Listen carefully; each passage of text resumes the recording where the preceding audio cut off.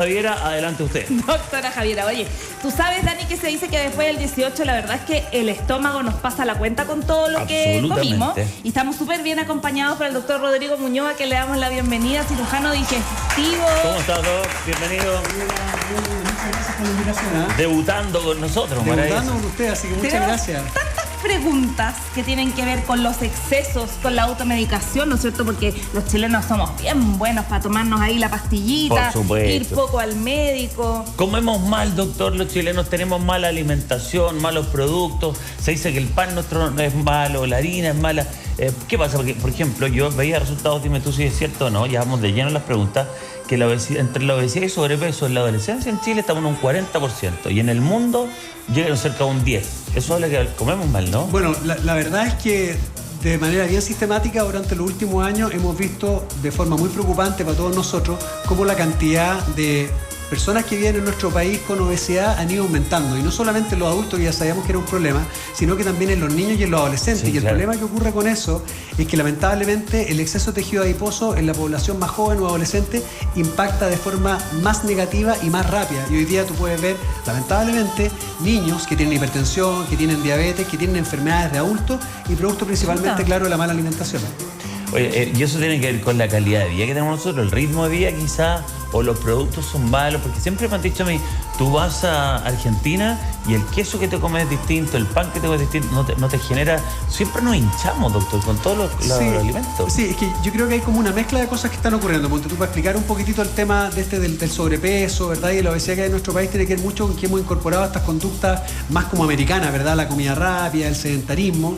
Y en particular en Chile, no sé si ustedes saben, o la gente que nos está escuchando en la casa, pero la cantidad de pan que nosotros consumimos al año en kilos por persona, comparado con otros países del mundo, es muy alta. El per cápita nuestro, ¿verdad? Y aparte que lo otro que pasa es que el pan, a mí me encanta el pan, Sí, a mí ponte tú, aprendí en la pandemia a hacer pan de masa madre. ¡Ay, qué rico! Pero ese está bueno. O sea, sí, pues la gracia que tiene el pan de masa madre es que en el fondo como solamente necesita, del tipo que aprendí, que es un influencer por supuesto hoy en día, necesita 3 ingredientes. Es harina, agua, bueno, un poco de sal y tiempo, porque hay que tener paciencia, porque tienes que dejarlo como fermentando muchas horas, y durante ese rato el pan fermenta, tiene muchos más sabores, y la cantidad de bacterias que crecen ahí son de las bacterias buenas en el fondo. Entonces, en teoría, hincha o distiende menos, como decías tú. Eso es. Mira, qué buen dato. Por eso, claro, porque le inyectan de todo al pan, a la marraqueta, a la lluvia, para que hunda, pues, claro, a la manteca, sí, y aparte que el pan, en el fondo, al ser un carbohidrato, ¿verdad? Al final es como azúcar, ¿verdad? O sea, sobre todo cuando uno consume de estas harinas blancas integrales que son ultraprocesadas, es básicamente carbohidrato y azúcar, y el problema que tenemos es que el exceso de azúcar es lo que facilita mucho, por ejemplo, que nosotros vamos subiendo de peso, y uno no se da cuenta dónde está el azúcar escondida en lo que hacemos todos los días o en lo que comemos. Oye, están ricas las rico. Doctor, yo quiero preguntarle, perdón, Dani, ¿cuáles son las consultas más comunes que usted recibe? Bueno, uno puede dividirlo probablemente durante el año, y por ejemplo lo que ocurrió ahora post festividades, ¿verdad? Sobre todo post celebraciones, fiestas patrias, quizás también del año nuevo más o menos, pasa un poquitito lo mismo, pero en general nosotros como cirujanos digestivos recibimos mucha consulta por pacientes que tienen dolor abdominal, por ejemplo, alguien que está partiendo dolor abdominal. ¿Y por qué lo podemos asociar un poquitito con el tema de las fiestas? Porque en general en las fiestas, no sé, por la gente que está en la casa, obviamente todos estuvimos disfrutando del 18, más empanada, de repente más cervecita, más carne. Y esa cantidad de alimentos que generalmente tienen mucha grasa pueden gatillar síntomas de algunas cosas que tenemos y que no lo sabíamos. Por ejemplo, los cálculos de la vesícula. ¿Han escuchado ustedes hablar acerca de los cálculos de la vesícula? Sí, pues. Claro, entonces, y eso es doloroso. O sea, súper doloroso, y para un paciente que no sabía que lo tenía y de repente come, no sé, pues mucha empanadita, muchas de esas cosas, te puede generar un dolor bien típico que es como en la boca del estómago. Después ese dolor se va como hacia el lado izquierdo, el lado derecho, náuseas, vómitos, y de repente los pacientes terminan consultando en la urgencia, le hacen una ecografía y le diagnostican que tiene cálculo en la vesícula. Entonces, después de la fiesta de repente vemos mucho cálculo, así como también vemos mucha enfermedad por reflujo gastroesofágico, este tema del ardor, la acidez que hay muchos pacientes, y que a uno se le devuelva la comida. Incluso hay algunos reclames, ¿verdad? O comerciales, que no se te repita la comida. Tiene que ver con el síntoma de la regurgitación, porque se nos devuelve lo que teníamos en el estómago y una sensación muy desagradable. ¿A quién no le ha pasado? No, después de esta fecha, imagínate, porque harto alcohol y harta comida. ¿Qué juega más en contra de esta fecha, el alcohol o la comida, doctor?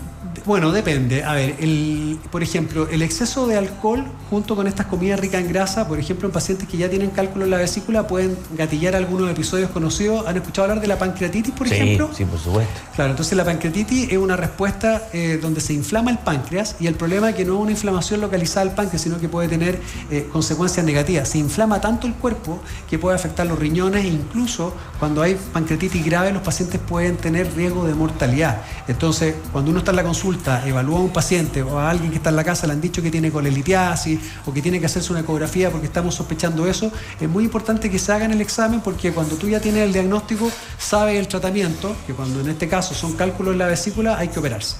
Perfecto. Mira. Oye, ya salió tanta enfermedad, Javier, porque yo al lado del fin de semana, cada vez que encuentro una fiesta, una reunión, hoy soy celíaco, no puedo, soy celíaco. Los celíacos, los que tienen diverticulosis, otros con diverticulosis. Claro. Oye, han salido una enfermedad que antes no existía. No, porque lo que pasa es que yo creo que siempre han existido, pero como va pasando la edad, ¿verdad? En el fondo nos estamos haciendo más conscientes de algunas cosas que habitualmente quizás éramos cabros chicos y escuchábamos a los papás que hablaban. Pero mira, ahí nombraste algunas que son bien frecuentes. Uno es la diverticulosis, ¿verdad? Claro, esa cuestión. De repente hay pacientes que se hacen por distintos motivos, por ejemplo, un escáner, y dice, oh, doctor, tengo divertículo. Ya. Y los divertículos básicamente son unos sacos de mucosa que salen desde el colon, que es el intestino grueso. Y pasados los 45 o 50 años, la mitad de la gente podemos tener divertículos ya en el colon, lo que no significa que estemos enfermos, es como que nos aparecen las arrugas. Ahora, sí, efectivamente, en algunos casos esos divertículos se pueden inflamar y generar los cuadros de la diverticulitis aguda, que básicamente es un dolor que comienza en la región abdominal, habitualmente en el lado izquierdo, y que tiende a ser permanente y que no cede de forma espontánea, y normalmente los pacientes terminan yendo a la urgencia, le hacen el escáner y le aparece el divertículo inflamado. Mira. Esas son las diverticulitis producidas por los divertículos. Oye, hay una bacteria que está como súper de moda, Helicobacter pylori. Ah, sí, claro. ¿No es cierto que yo, pero ya conozco con más de los dedos de mi mano de gente que tiene y que está tomando ese antibiótico? Es casi inmortal esa bacteria, casi inmortal. ¿Sí? Bueno, la bacteria, el Helicobacter pylori, para que la gente lo entienda, es una bacteria que puede residir habitualmente dentro del estómago, está en la mucosa del estómago y tiene una particularidad. Ustedes saben que el estómago produce mucho ácido, que es parte de lo que necesita para que podamos digerir los alimentos. Y esta bacteria tiene la capacidad de poder sobrevivir a un ambiente súper ácido que hay dentro del estómago. Imagínate tú cómo se adaptan en el fondo estas bacterias para poder estar como en su hábitat. Y claro, lo que hacen es que producen una enzima o una molécula que genera una verdadera protección. Entonces quedan aisladas del ácido del estómago, y en ese lugar en donde habitan y se concentran pueden generar inflamación, que por ejemplo puede ser como un tipo de gastritis, puede favorecer la aparición de algunas úlceras. Úlceras, sí, es lo previo a la úlcera, ¿no? Uno puede tener una úlcera gástrica por el Helicobacter pylori, y también incluso en algunos casos favorece el desarrollo del cáncer gástrico. Por lo tanto, cuando se diagnostica, normalmente nosotros la tratamos. Y uno puede empezar a agachar así como, ¿cuáles son los síntomas? Digo, que aparecen dolor, ardor. Claro. Que probablemente... Lo más frecuente es que todos nosotros, o al menos la mitad de la población en Chile, por ejemplo, puede ser portadora de la bacteria y ser asintomática. Entonces alguien puede estar en su casa ahora, por ejemplo, mirando este programa, no tener ningún síntoma y ya ser portador. Y en otros casos las manifestaciones dependen del síntoma predominante. Entonces de repente puede ser dolor abdominal, algunos pacientes que se quejan de dolor en el día, en la noche, hinchazón, distensión, o ya cuando alguien ha desarrollado una úlcera empieza a tener un dolor típico de úlcera. El dolor típico de la úlcera es como una sensación como de aquí, ardor, en la boca del quemazón, pero si tú comes, ese dolor se pasa. Con leche, dice. Y es como bien típico. Entonces, yo cuando tengo un paciente en la consulta que me dice, no, tengo un dolor de estas características, y ayer vi una paciente, le dice, doctor, pero si como, como que el dolor se me pasa. Entonces, inmediatamente tú dices, bueno, tiene más chance de tener una úlcera, tú le explicas y le pides que se haga una endoscopía. Y en la endoscopía lo que uno hace, la endoscopía, uno mira todo el esófago, miras todo el estómago. Es una imagen de una endoscopía. Es bien invasiva la endoscopía. Sí, la endoscopía sí, es pero bien la invasiva. peor es la conoloscopía. Sí, la colono puede ser un poquitito más. Esa es un poquito más. Mira, fíjate, y ahí muestran, ese es el típico diagrama de lo que es el Helicobacter pylori, el dolor que genera como síntoma, y tú en la endoscopía puedes tomar una muestra de la mucosa del estómago y hacer un examen que se llama test de ureasa. Entonces, todos los pacientes que se hacen una endoscopía te aparece un timbre atrás y dice test de ureasa y te sale positivo o negativo. Y si es positivo, significa que en el fondo tienes la bacteria y hay que hacer un tratamiento con antibiótico. Ese antibiótico es súper pesado. Sí, y dieta blanda también, ¿no? Claro, o sea, si en el fondo tú encuentras que el paciente tiene gastritis o tiene duodenitis y además tiene la presencia de la bacteria, claro, tú siempre recomiendas que sigan un régimen un poquitito más blando, que se cuiden de los alimentos y que hagan este tratamiento antibiótico que puede ser pesadito y lo más importante, si a alguien le diagnosticaron esto y lo tiene que tomar, normalmente se recetan entre 2 a 3 remedios. Uno de ellos, el que ustedes hablaron, que es el omeprazol. El omeprazol. Ahora, el omeprazol no sirve llegar y tomarlo. El omeprazol es súper importante que la gente sepa cuáles son las indicaciones específicas para que funcione. Te piden receta, de hecho. Primero tiene que ser en ayuno. Ya. Y después que te lo tomas en ayuno, tienes que comer 30 o 40 minutos después. Por eso siempre se dice en ayuno 30 o 40 minutos antes de las comidas. Y Doc, yo he visto gente que pesca el omeprazol con la piscola. Gente se toma para que no le caiga mal la piscola. Y con la piscola no hace nada. No hace nada, no hace nada. Sí, yo he visto gente. Entonces, en el fondo, esa es una manera súper importante porque lo que tú tienes que hacer para poder erradicar la bacteria, tú tienes que suprimir el ácido del estómago para que el antibiótico funcione bien. Entonces, si alguien llega, se toma el omeprazol ahora y me tomo el antibiótico, pero no estoy en ayuno o no como después, claro, la eficacia y el rendimiento cae. Y después, si tú vas a buscar si es que realmente fue exitoso el tratamiento con antibiótico, te puedes encontrar con la sorpresa que no lograste erradicar la bacteria. Porque no lo tomaste correctamente. Porque no lo tomaste Doctor, estábamos hablando del omeprazol y la verdad es que llama la atención lo buenos que somos para automedicarnos. Sí.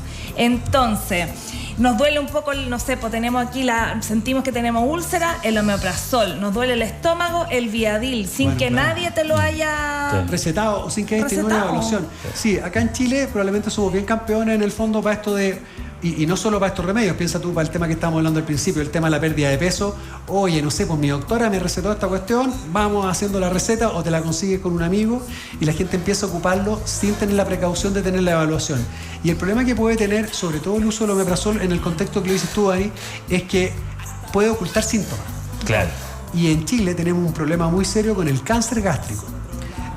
Nosotros tenemos en Chile un riesgo intermedio alto. Los países con más cáncer gástrico son los países asiáticos. China, Corea, Japón tienen tasas de pacientes. ¿Por los condimentos será? Hay un componente genético que es bien importante allá, que es muy marcado. Pero nosotros tenemos un riesgo intermedio alto, o sea, comparado con otros países de la región, hay mucho cáncer. Y la tasa de letalidad parece que es alta también, ¿no? Sí, pues entonces el problema que hay es que el diagnóstico se hace muy tardíamente, en un porcentaje muy alto de los pacientes. Y el omeprazol, por ejemplo, si alguien lo ocupa de forma regular porque empezó con un dolor y no quiere ir al doctor, puede ocultar el síntoma y tú puedes llegar tarde a hacer el diagnóstico. Oye, yo les voy a contar algo que me pasó. A ver. Hace 3 años atrás, doctor. Omeprazol. No, con el Viadil. Algo que me levanté en la mañana con un dolor aquí como en la boca del estómago. ¿Ya? Oye, me dolía. Yo dije, qué raro. O sea, a mí nunca me duele el estómago. Tomé Viadil. Se me pasó, me fui a trabajar. Oye, me fui a trabajar, qué sé yo, y de repente, hoy de nuevo, más fuerte. El dolor en la boca del estómago. Chuta. Me tomé un té. Después de un rato, como que volví a pasar. Ya a las 8 de la noche ya tenía ganas de vomitar y el dolor de verdad que no se me pasaba. Es más, me llegué a comprar un jarabe que es como una leche blanca. ¿Cómo se llama ese jarabe? Es como un antiácido. Sí. Pésimo, malísimo. Bueno, la cosa es que cuando ya me dieron ganas de vomitar y ya no aguantaba el dolor, me fui a la clínica sola. Claro. Doctor, adivine, ¿qué es lo que me pasó? Redoble de tambores. Doctor, con este diagnóstico... Sí. Buena pregunta. Claro. ¿Qué me pasó? Uno que fuera una alternativa que hizo como algo apendicitis, pero en el fondo respondiste igual al Viadil, entonces normalmente uno no responde mucho al Viadil cuando es apendicitis. Lo otro que hayas tenido un cólico biliar en el fondo, que efectivamente hayas tenido cálculo y que en el fondo el Viadil lo haya pagado. Mira. Ya les digo que lo que es. El otro era colon irritable. Apendicitis. ¿Apendicitis? Sí, pues lo dijo el doctor. Extraordinario. Apendicitis, lo raro. ¿Y por qué yo me aguanté? Porque el apendicitis uno siempre escucha que te da como el dolor. Sí, pues eso es lo más típico. En el lado derecho. En el lado derecho abajo. Claro. En el lado derecho. Y a mí nunca me dolió el lado derecho, claro, sino que aquí me dolía como en la boca del estómago. Entonces por eso no pensé. Ahí están mostrando, claro. Eso que se ve, bueno, que se alcanzó a ver ahí, ese es el apéndice que está en el lado derecho del colon. Y el tema es que normalmente. Ahí está, claro, ahí está. ¿Viste? Ahí lo está mostrando. Entonces, normalmente eso es precisamente la ubicación. Nosotros aquí, el colon o el intestino grueso parte en el lado derecho. Y normalmente el apéndice cuelga en esta dirección. Entonces, está más como hacia la pelvis. Pero hay algunos pacientes que el apéndice lo tienen hacia atrás y hacia arriba.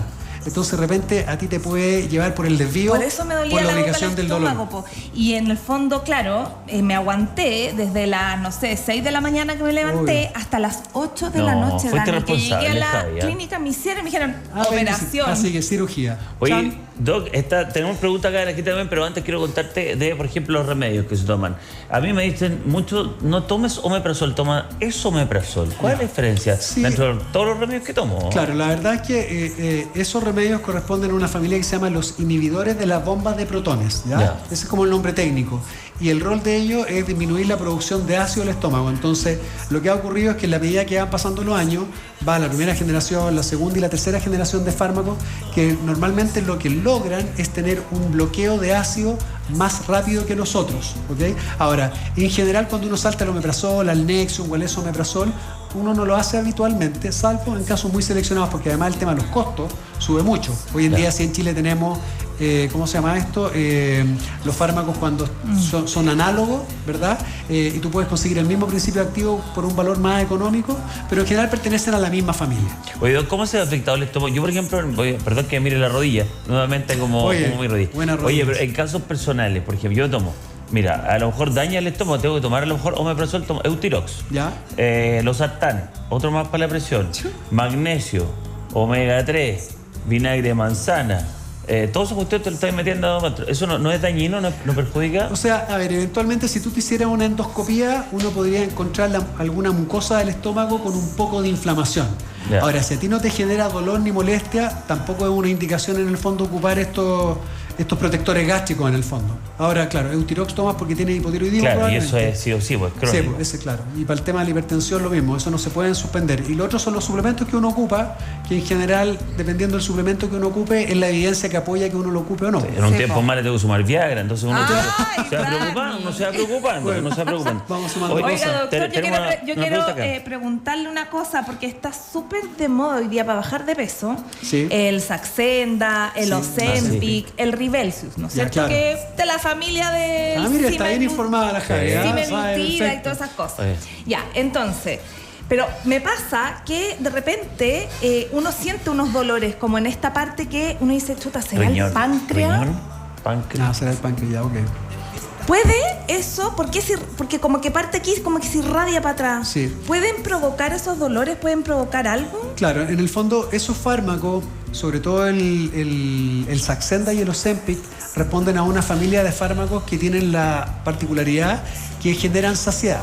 Y para generar saciedad, básicamente lo que hacen muchas veces es que inhiben o disminuyen la capacidad de motilidad del esófago y del estómago.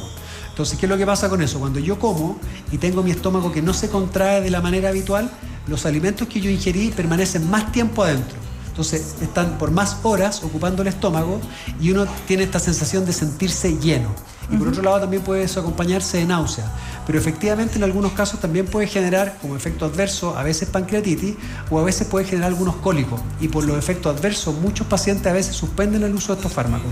Y por eso siempre tiene que ser bajo prescripción médica. No, Sí, pero eso se ha importante, disparado el consumo de esas cuestiones para la diabetes y lo están ocupando para todo también. Doc, tenemos preguntas en el chat de YouTube, claro, y en el WhatsApp también, Javi, mira.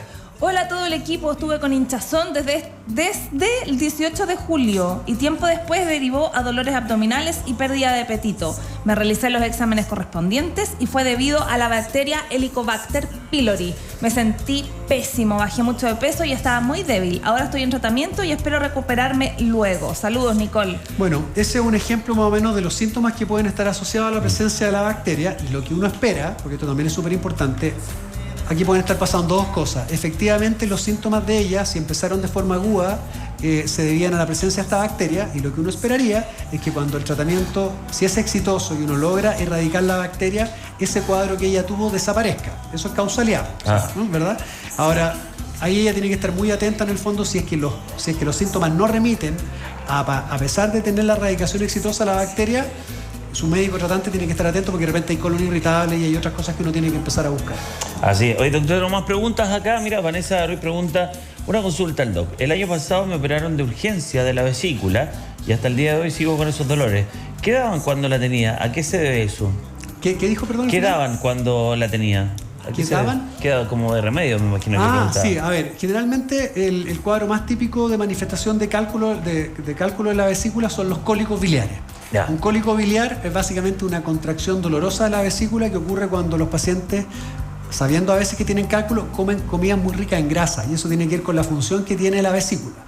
La vesícula lo que hace es que almacena la bilis, y la bilis son líquidos producidos por el hígado, ¿verdad?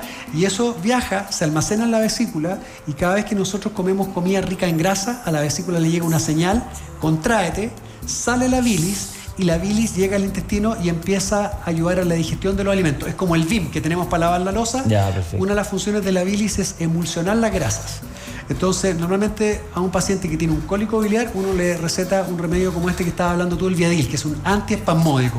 Básicamente, evitar que la vesícula se contraiga de forma dolorosa.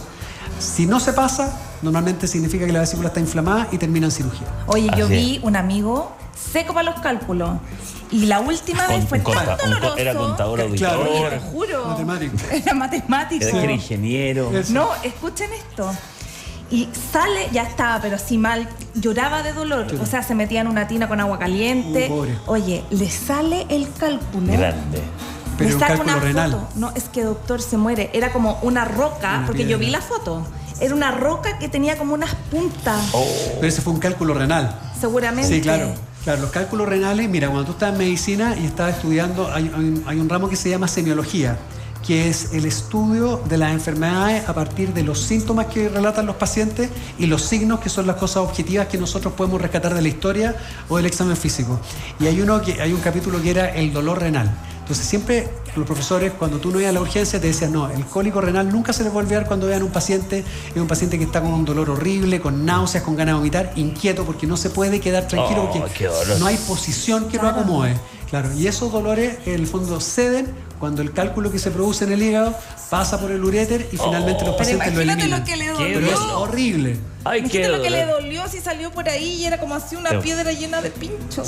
Sí. Saludos para el que está aliviado ya. Oye, hay más preguntas acá. Dice una mujer, mira, yo sufro de dolor muscular y de jaquecas múltiples siempre, y tomo día por medio por lo menos paracetamol e ibuprofeno. ¿Puede traer algún daño eso? Mira, de lo analgésico, el paracetamol es menos dañino potencialmente que los remedios como el ketoprofeno, el ibuprofeno o el diclofenaco. ¿Ya? ¿Por qué? Porque el ketoprofeno, el ibuprofeno y esos remedios, la familia de esos enos que se llaman los AINES, tienen más posibilidad de que te alteren el funcionamiento de la mucosa del estómago, generen dolor y eventualmente erosiones y úlceras. Y en la urgencia, cada cierto tiempo nos toca recibir pacientes que estuvieron tomando analgésicos por mucho tiempo, a veces de forma no prescrita, y terminan con úlceras que se pueden perforar. Y tú terminas operando a un paciente con una úlcera en el estómago perforada y que eventualmente incluso puede tener una peritonitis. Entonces, esos remedios pueden ser más dañinos que, por ejemplo, tomar paracetamol. Paracetamol tiene una dosis máxima al día que no pueden ser en general más de 6 gramos, y por eso es muy importante que los pacientes sepan si están tomando de 500 miligramos o de 1 gramo, ¿verdad? Sí. Para llegar a un límite máximo. Y si alguien está con dolor permanente, bueno, es bueno que vea un médico en el fondo. Yo con COVID me tiré paracetamol para adentro como loco. Cuando tuviste el COVID sin tomar. Es que en general uno no toma conciencia cuando son medicamentos de venta libre en la farmacia. Bueno, claro. Uno cree casi que es inocuo y la verdad es que no. Por supuesto, sí. Hay que tener mucho cuidado con eso. Sí, oye, como aquí el paisaje que hemos traído de ti, viene el buen tiempo, Javi, viene un buen tiempo y la gente se preocupa mucho de su apariencia física en estos tiempos y ocupa de todas las técnicas bien por ahí para bajar de peso también. Pero hay algo que es más, entra a ser una patología también, que son los atracones, ¿no? Sí, pues bueno. Comer rápido, vomitar, ¿cómo funciona eso? Sí, bueno, es un tema súper relevante también, porque tú, nosotros, que en el caso mío, que soy cirujano digestivo y que también vemos muchos pacientes que tienen sobrepeso, obesidad, que consultan por cirugía bariátrica, hay una serie de trastornos de la conducta alimentaria y que normalmente no todos somos conscientes que eso que estamos haciendo corresponde a una enfermedad que tiene diagnóstico y que tiene tratamiento. Y no todos los especialistas, en este caso los psicólogos, los psiquiatras, están entrenados para pesquisarlo. Entonces, ¿qué pasa, ponte tú, con los atracones? Claro, de repente la gente, hay preguntas que uno le puede hacer en la consulta, y cuando tienen esto, ponte tú, de levantarse escondido, no sé, hay gente que vomita dependiendo del trastorno de la conducta alimentaria que tenga. Pero eso también, ponte tú, los pacientes que tienen cirugía bariátrica en las fiestas, también puede generar problemas. Entonces algunos pacientes se atoran, por ejemplo. Después de una cirugía bariátrica, piensa tú que el tamaño del estómago es muy pequeño. Ya, la capacidad no es la misma. Claro, entonces de repente los pacientes, a mí me ha tocado de repente recibir incluso pacientes míos que tienen algún atracón y que tienen, ponte tú, no sé, me acuerdo uno, me dijo, no, doctor, comí una naranja, pero fue un pedazo chiquitito nomás, y siento que llevo unos días que no puedo comer y vomito. Qué raro, le dije, a ver, vamos a tener que hacer una endoscopía. Oye, le hice la endoscopía y tenía el gajo entero, ni siquiera lo había masticado, y el gajo entero estaba así atravesado y no podía pasar del esófago hacia abajo en el fondo.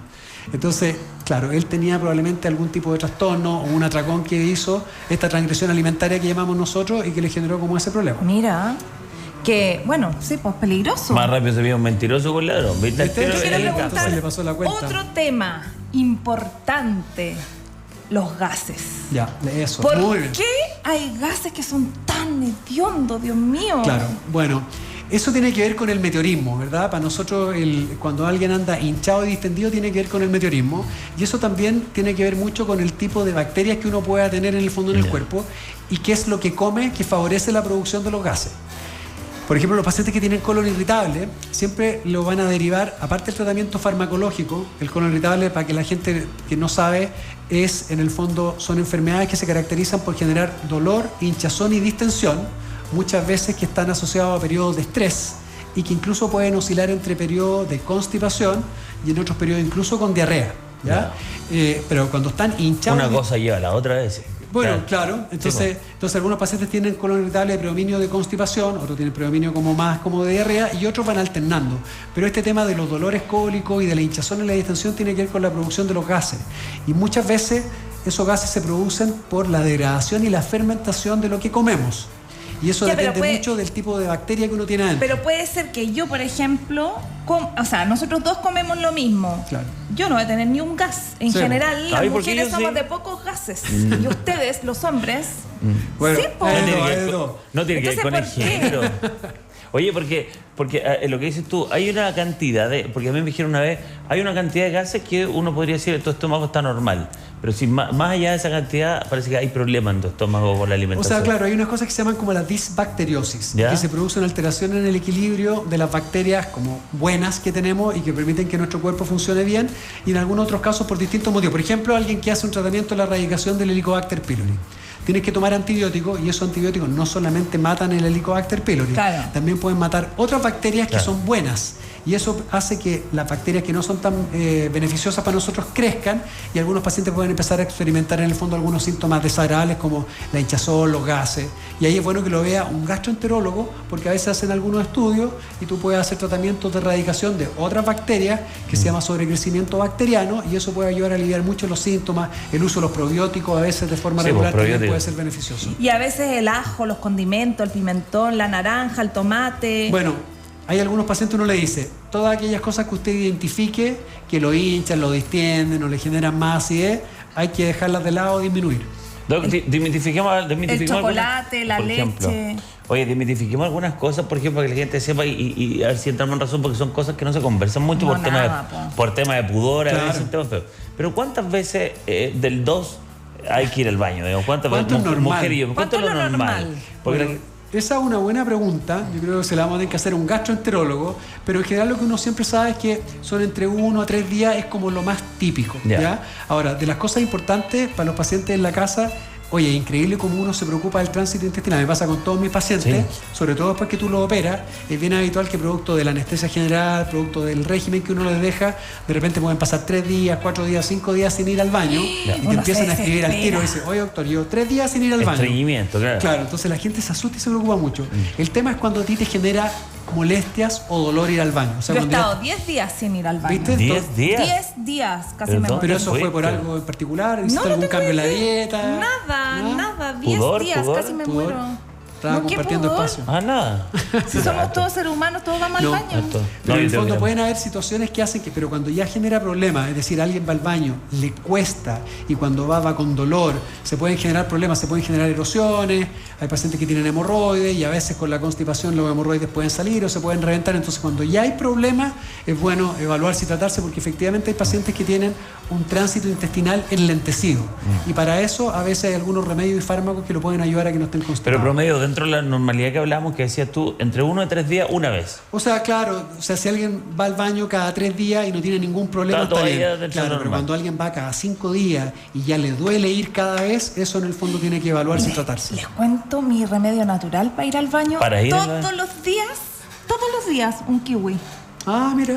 Un kiwi me solucionó la vida. ¿Y esa recomendación de dónde fue? No tengo idea, pero ¿Lo leíste, alguien lo escuchaste, alguien te dijo? Te autofruteaste ahora. Me autofruteé, pero de verdad, se lo juro, un kiwi al día y nunca más tuve problemas de ir al baño. ¿Y lo hace, y toma eso, te lo comes en la mañana, al desayuno, en la noche o en algún momento del día? En la tarde-noche. Ya. Mira. O sea, en la mañana no, porque me vengo para acá. Entonces me da como... Entonces, ya. O sea, no te podríamos dar un kiwi acá, digamos. No, en la noche, Un poquito kiwi. En la noche. Bueno, eso es importante. Hay ciertos alimentos que provocan...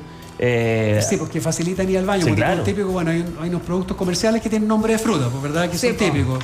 O de ciruela. Hay otros muchos que se ocupan que tienen que ir, ponte tú, la aloe vera con linaza, por ejemplo. Yeah. Hay otras cosas que se venden en la farmacia, que es el metamucil, que es fibra, que tú la disuelves en el fondo y que puede ayudar un poquitito a la constipación. A veces hincha y distiende como efecto adverso. Hay otra cosa, ese que tiene nombre de ciruela, yo lo he tomado y les digo que duele. ¿Duele? Guata. O sea, es como dolor de guata. ¿Sí? Duele, es como que estuviera enferma la guata, entonces no. Pero lo que yo tomé ahora cuando fui a Brasil en el hotel, hacía un vaso con agua y ¿te acuerdas que la chef, Paula Larena nos dijo que teníamos la chía? Sí. Y la deja uno como que se agrande. La chía se infla.